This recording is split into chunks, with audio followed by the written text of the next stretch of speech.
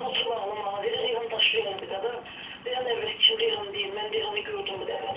Yanında burada kalsın bu hareketler bize karşı. Ne sen bana bir manat tutsaktı bir devre. Ne benim içine. Soldaki oradan diye. Onlar bana uşaklarla onlarla şimdi. İşte sözü geldi bizim bana uşaklara sarmadı. Bizden kanka nelerdi. Neyinde ıslah vardı ben bilmiyorum. Bizden o fikirleri.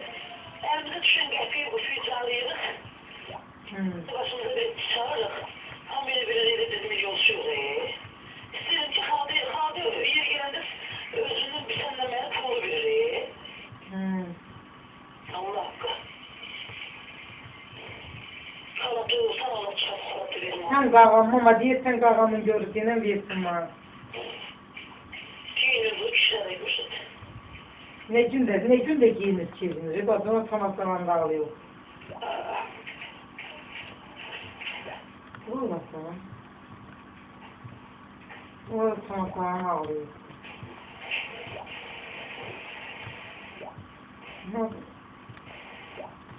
Mama. Şimdi de buram yoksa tanışmazdı mı? Nerede kızı vurma. Otur. Buradan biraz etko beynin var. Sıkıntı. Yok.